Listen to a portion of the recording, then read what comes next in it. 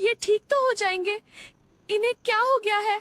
बहू, अब तेरा पति इस दुनिया में नहीं रहा। पहले ही मैं अपने बेटे को खो चुका हूँ, अब तुझे कुछ नहीं होगा। गांव के किनारे एक छोटा सा खेत था। चारों तरफ हरियाली फैली हुई थी।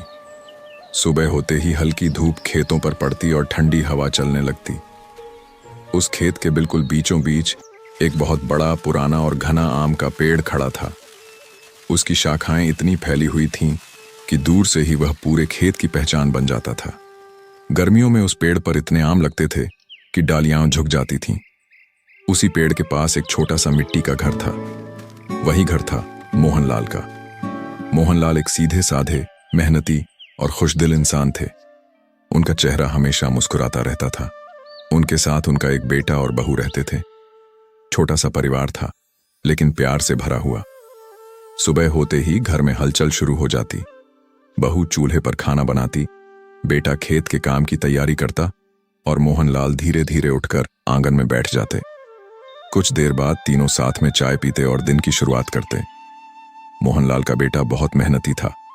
वह पूरे मन से खेत में काम करता, कभी हल चलाता, कभी पौधों को पानी देता, तो कभी फसल की देखभाल करता। बहू भी बहुत समझदार और मेहनती थी। वह घर के सारे काम संभालती, खाना बनाती और समय मिलने पर खेत में भी मदद करती। दोपहर के समय जब सूरज तेज हो जाता, तब तीनों आम के पेड़ के नीचे आकर बैठते। पेड़ की ठंडी छाया में वे साथ बैठकर खाना खाते।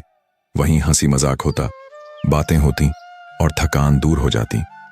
मोहनलाल को रस्सी बुनने का काम बहुत पसंद था। जब भी उन्हें थोड़ा समय मिलता, वे पेड़ के नीचे बैठकर धीरे धीरे रस्सी बनाते। उनके हाथों की कला बहुत अच्छी थी। गांव के लोग अक्सर उनसे रस्सी खरीदते थे। कभी कभी उनका बेटा मजाक में कहता, बाबा, आप तो सबसे अच्छी रस्सी बनाते हो। मोहनलाल हंसते हुए कहते, बेटा, ये सब अभ्यास का कमाल है। धीरे धीरे सब सीख जाता है इंसान। शाम होते होते पूरा परिवार घर के बाहर बैठ जाता। ठंडी हवा चलती, दूर कहीं गायों की घंटियां बजती और आसमान में सूरज ढलता हुआ दिखाई देता। बहू पानी भर कर लाती, बेटा दिन भर की बातें बताता और मोहनलाल पुराने किस्से सुनाते। उनका जीवन बहुत साधारण था, लेकिन सुकून और खुशी से भरा हुआ था। समय ऐसे ही धीरे धीरे बीतता गया, लेकिन एक दिन सब कुछ बदल गया। एक सुबह मोहनलाल के बेटे की तबीयत अचानक खराब हो गई। पहले तो सबको लगा कि हल्की सी थकान होगी, लेकिन उसकी हालत धीरे धीरे बिगड़ने लगी। बहू बहुत घबरा गई। मोहनलाल तुरंत गांव के वैद्य को बुलाने गए।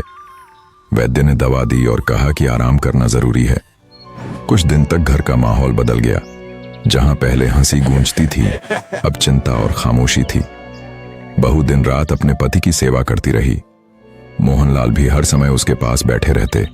वे बार बार भगवान से प्रार्थना करते, मेरे बेटे को ठीक कर दो। लेकिन किस्मत को कुछ और ही मंजूर था। कुछ ही दिनों में मोहनलाल का बेटा इस दुनिया को छोड़कर चला गया।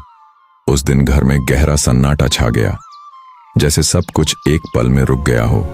बहू फूट फूट कर रोने लगी। मोहनलाल की आंखों में आंसू थे, लेकिन वे खुद को संभालने की कोशिश कर रहे थे। जिस घर में हर दिन हंसी होती थी, वहां अब सिर्फ खामोशी थी।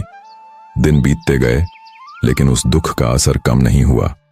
मोहनलाल और उनकी बहू एक दूसरे का सहारा बन गए। दोनों ने अपने दर्द को छुपाकर जीने की कोशिश की। वे जानते थे कि अब उन्हें ही एक दूसरे का सहारा बनना है। बहू पहले से ज्यादा चुप रहने लगी थी। वह अपना काम करती, लेकिन उसकी आंखों में हमेशा उदासी रहती। मोहनलाल उसे समझाते, बेटा हिम्मत रखो, हमें आगे बढ़ना होगा। धीरे धीरे दोनों ने अपने जीवन को फिर से संभालना शुरू किया। लेकिन कुछ समय बाद एक और दुख उनका इंतजार कर रहा था। बहू की तबीयत भी अचानक खराब होने लगी। पहले तो उसने ध्यान नहीं दिया, लेकिन हालत बिगड़ती गई। मोहनलाल ने उसकी बहुत सेवा की, दवा दी, खाना बनाया, उसका ध्यान रखा। वे हर समय उसके पास बैठे रहते, लेकिन इस बार भी किस्मत ने साथ नहीं दिया। कुछ ही समय बाद बहू भी इस दुनिया को छोड़कर चली गई। अब मोहनलाल बिल्कुल अकेले रह गए। उस दिन के बाद उनका जीवन पूरी तरह बदल गया। घर अब खाली सा लगने लगा। जहां कभी आवाजें गूंजती थीं, वहां अब सन्नाटा था। बर्तन वैसे ही रखे रहते, आंगन खाली रहता और शाम को कोई बात करने वाला नहीं होता। मोहनलाल धीरे धीरे बूढ़े होने लगे। उनके बाल पूरी तरह सफेद हो गए, चाल धीमी हो गई, लेकिन उन्होंने जीना नहीं छोड़ा। हर सुबह वे उठते, अपने खेत की तरफ जाते और आम के पेड़ के नीचे बैठ जाते। वहीं बैठकर वे चुपचाप रस्सी बुनते रहते। अब रस्सी बुनना सिर्फ काम नहीं था, वह उनका सहारा बन चुका था। जब वे रस्सी बुनते तो उनका मन थोड़ा शांत हो जाता